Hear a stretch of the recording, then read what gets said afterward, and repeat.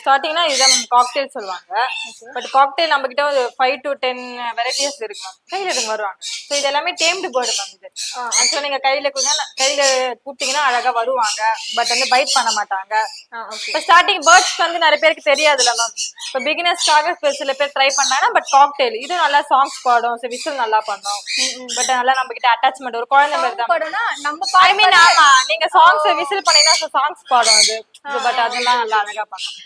ரொம்ப நல்லா ஃப்ரெண்ட்லியா பேசுமா? ரொம்ப ஃப்ரெண்ட்லி. டேம்டு பண்ணாலே நம்ம ஒரு பேபில இருந்து எடுத்து நம்ம ஃபீட் பண்ணி ஒரு பாண்ட் தரதுனால நம்ம கிட்ட அந்த அட்டாச்மெண்ட் ஆகும். ஓகே. யாரு ட்ரைனிங் தருவா?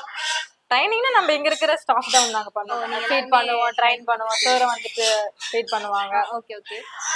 இந்த போர்டு ஸ்பெஷாலிட்டி என்ன? ஸ்பெஷாலிட்டினா மெயின்டெனன்ஸ்னா உங்களுக்கு டேம்டு பேர்டு வந்து உங்களுக்கு வந்து ஈஸி தான் மேம். டெய்லி பேஸ்ல நம்ம ஃபுட் சேஞ்ச் பண்ணோம், உங்களுக்கு வாட்டர் சேஞ்ச் பண்ணோம். ஸோ நல்லா பவுல்லாம் வாஷ் பண்ணி போடணும்.